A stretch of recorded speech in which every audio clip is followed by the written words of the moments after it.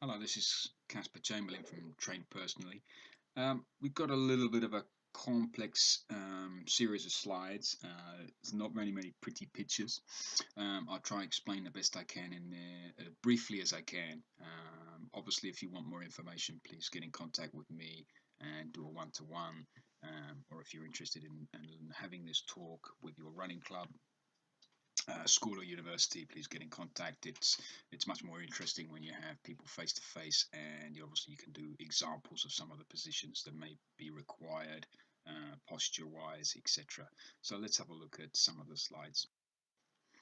So in the introduction, overlooked elements of training plans. So I'm going to focus on how to develop safe long-term training, minimize body damage, what to do before training, mobility testing is key, your core strength, your base training, age, distances, etc. So let's have a look.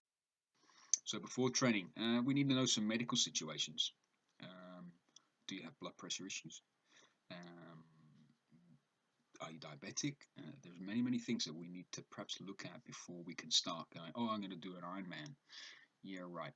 Let's just check a few things out first. So heart condition being one of them now. In lots of countries in Europe, you need a medical test before you can become a member of a triathlon club. It hasn't happened here in the UK yet, but it's certainly going to go that way.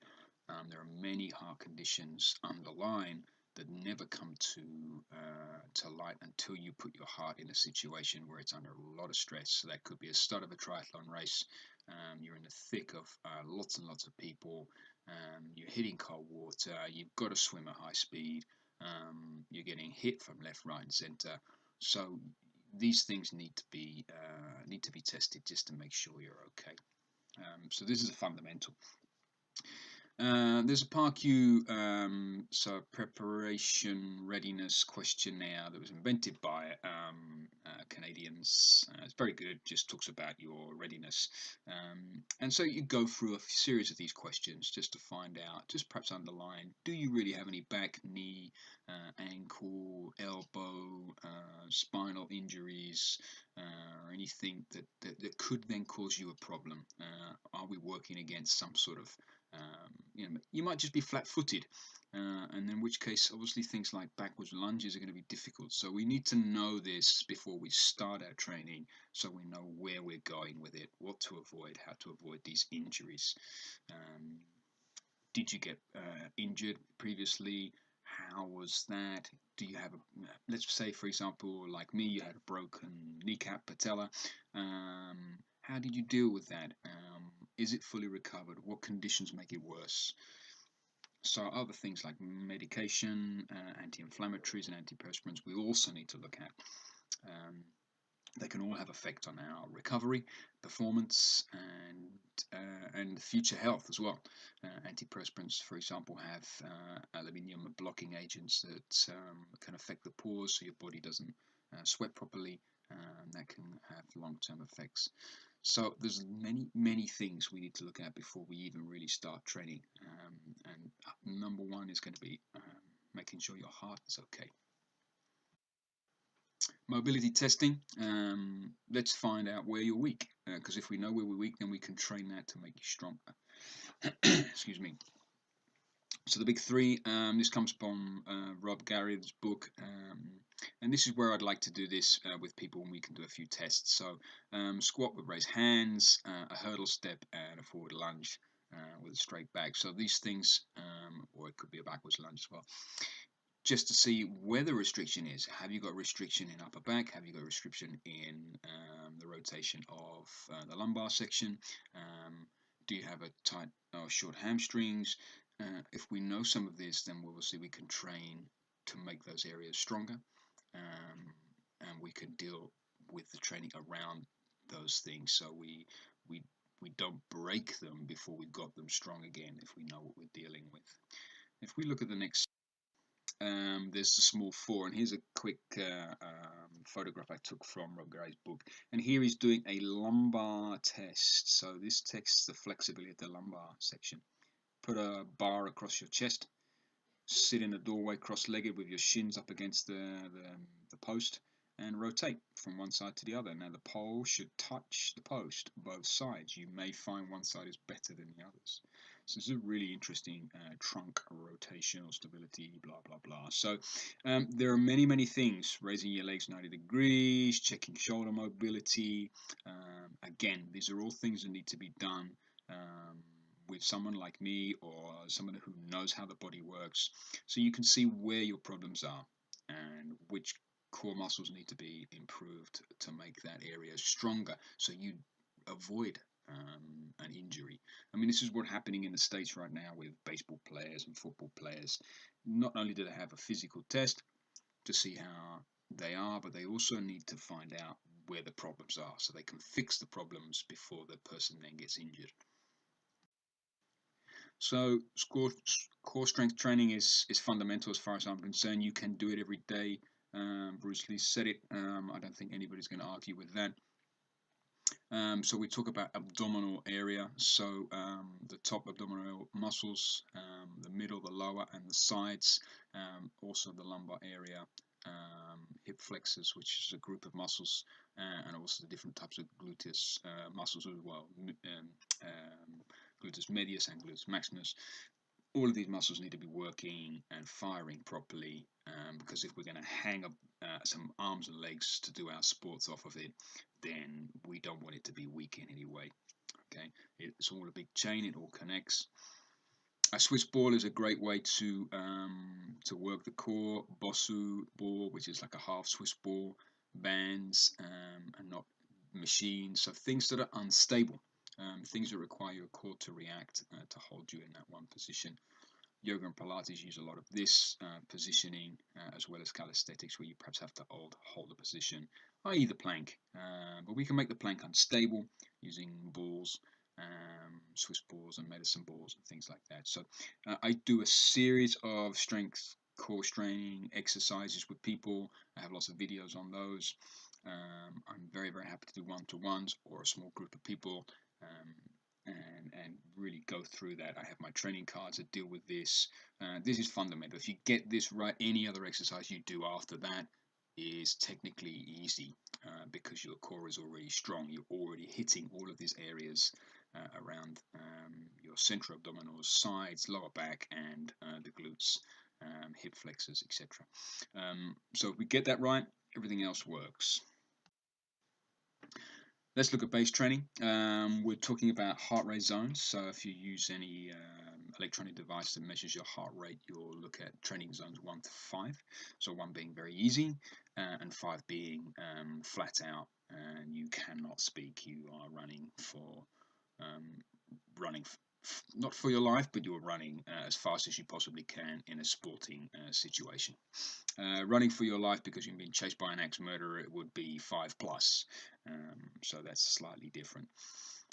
So we're looking at probably on average between 90 beats per minute to 180 beats per minute, in those ranges. Now we've all heard of things like fartlek, sprints, hills, all this sort of stuff. So if we're doing the type of training, what do? Well, we make 80% of our training in the lower zones, 1 and 2. And then we do about 20% in the higher ranges, 4 and 5.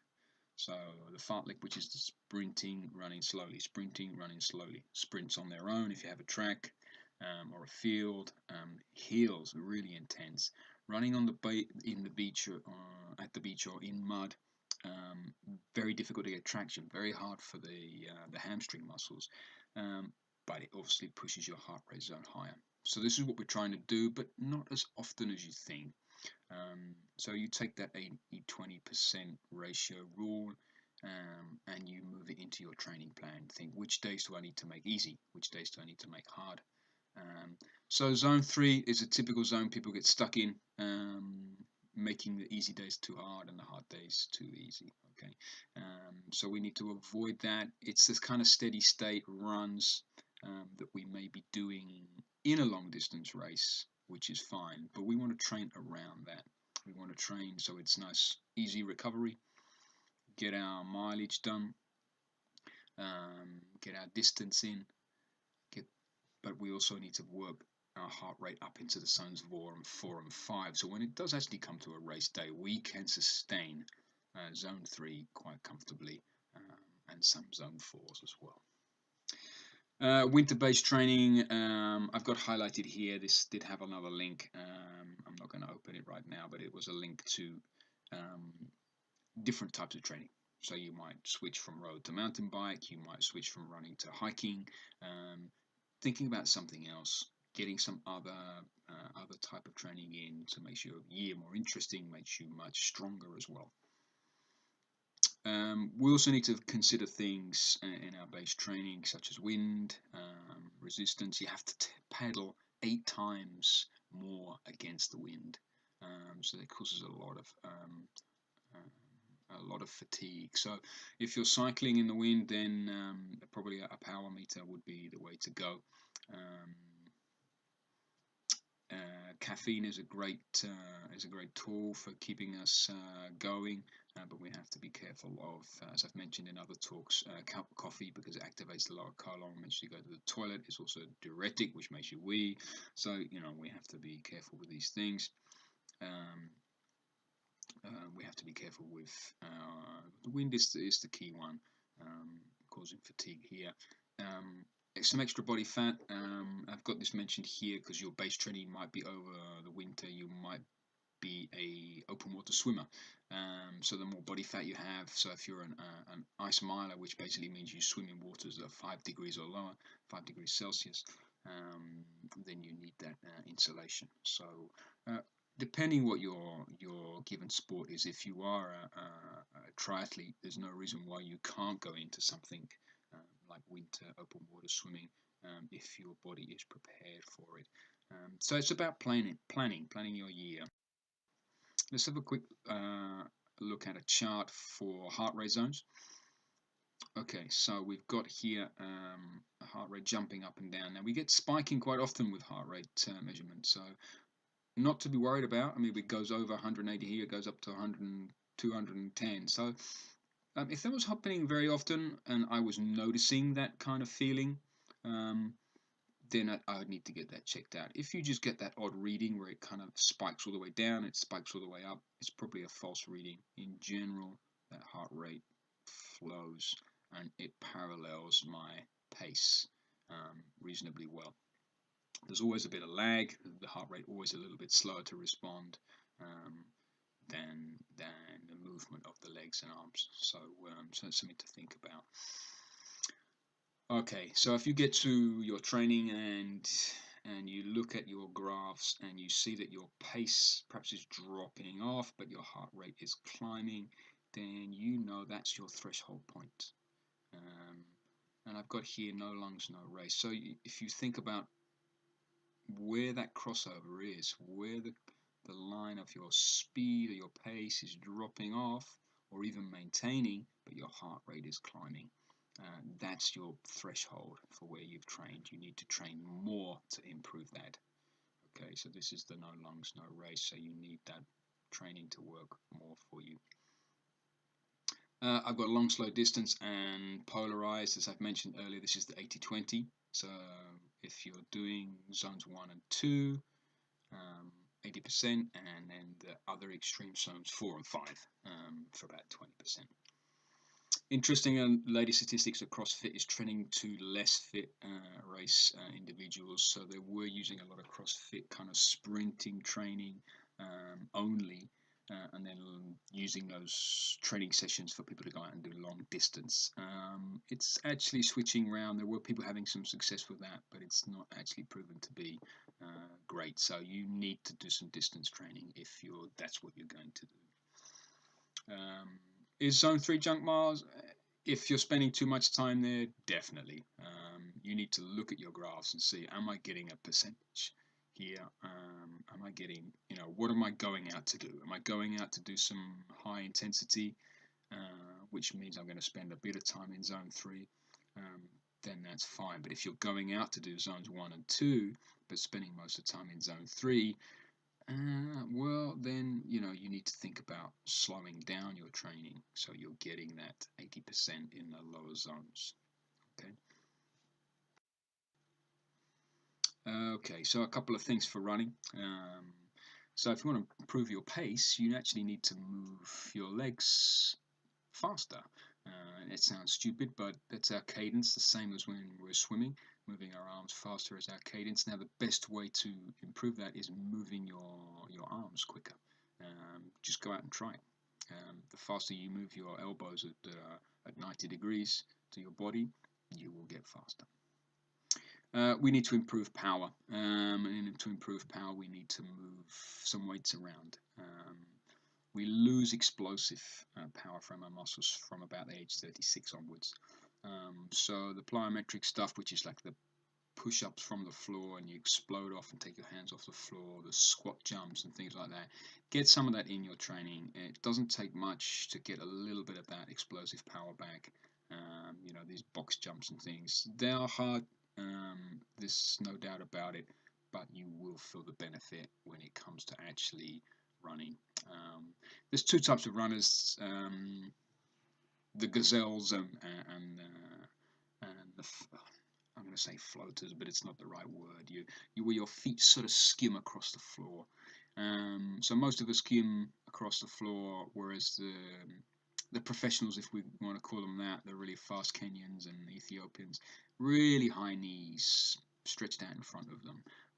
So you might want to try a bit of that running and just see how that feels and see how that power and speed is appropriated in your running.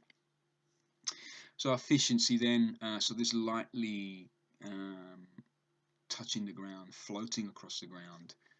I often, using the forefoot and the midfoot to hit the ground, not using your heel because the heel is going to slow you down.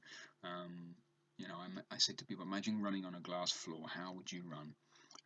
And that normally helps people change the way they run. Now, if you lean slightly forward, you will get a slight increase in forefoot action as well, which is good. The same in swimming. Trying to reduce the amount of bubbles and splashing. Trying to keep the cadence high but not too high. Now you can train that sweet spot using one of these trainers I have in the picture here. You can test your strokes per length and then time that. I can do a workshop with that if you're interested. It's quite interesting to find what is your sweet spot. So you may feel like you're putting more effort in and going faster, but you're actually going slower. You could actually back down the number of strokes and go just as quick and save energy.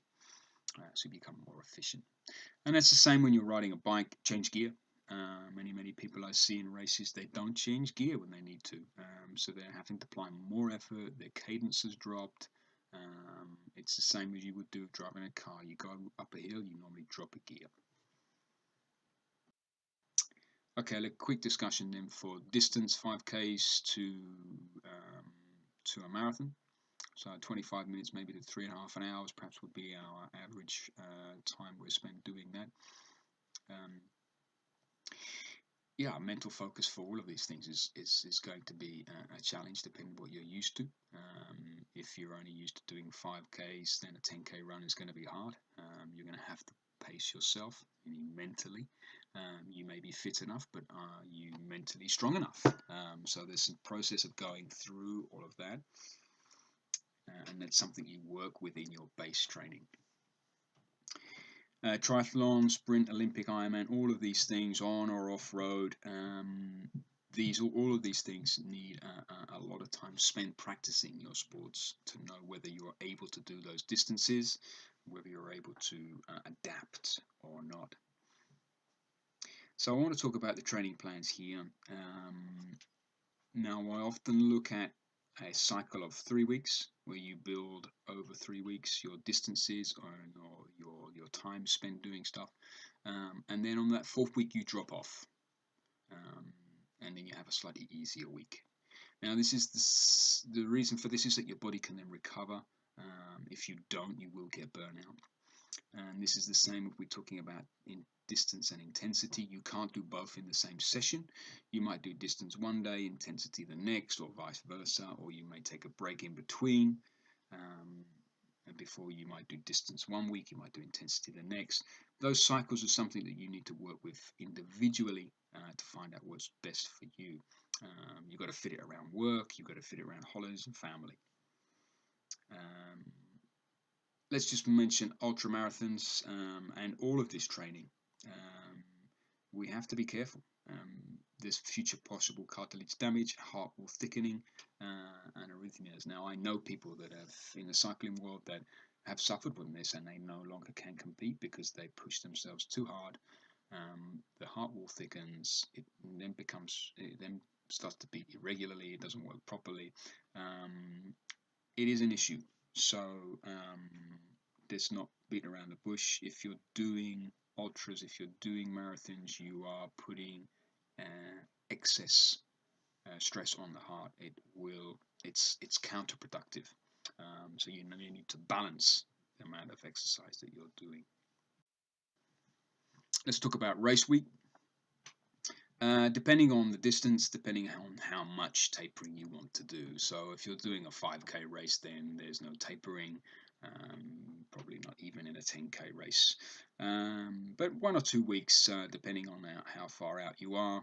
A marathon, I would imagine, 2 weeks is plenty. You would just basically reduce your duration. Hopefully your duration is already done. You've already got those miles in and those hours spent. So you can just pick up a little bit of intensity. You can gain some power and some speed. Joe Friel, who writes the Bible on these things, short duration the day before, very short intensity. Now, I don't like to do much the day before, to be perfectly honest. The risk of injury perhaps is a little bit too high, but maybe some high intensity in those last 2 weeks, just to pick up a little power and speed, would be a great idea. So I've got a couple of examples at the bottom there. Half marathon, 10-day taper with some 400-meter sprints, a marathon, 2-week taper with some 1 fast K runs.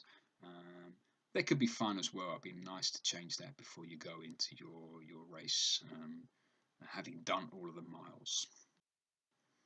So recovery. The older you are, the more recovery time you need. Simple as that. I think the rule of thumb is roughly 30 days for a marathon, although most people are doing marathons back to back or doing multiple marathons in a day. My question is, what's going to happen to your body as you get older if you're not given the right nutrition? Working out, what is your A race, your B race, your C race, when not to race? Are you injured? You've paid for the race, but you're going to run anyway. Not a good idea. You need to have some clarity on when to race and when not to race. And having a coach is good for that. Having some active rest activities to get your recovery to speed up. And active rest means moving. It doesn't mean sitting around. Some massage is always a good idea, makes you feel better. Doing some things with your family. Obviously, they've sacrificed a lot of time not to be with you. Checking your equipment, making sure you've got everything you need for your next A, B, or C race. Making sure your shoes are not too worn. I still can't believe the amount of people that run in old trainers. Once a year, please at least change them things. Have a think about what didn't go so well. Don't dwell on it. Just think about which things you will do to improve that for the next time. A t-shirt addiction. Yeah, many people have a t-shirt addiction. They get a t-shirt from a race or event and they go to the next weekend's event wearing the t-shirt from the week before. That's an addiction. If you open your drawers and you've got no t-shirts to wear, then you probably need to go and do some more races. Okay.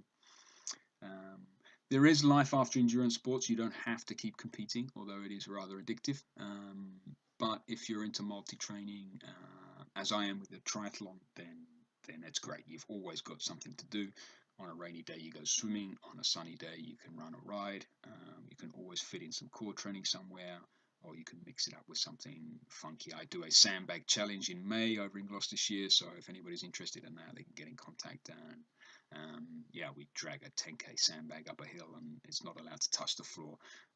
So again, core training, running, jogging, all sorts of different things are involved in that.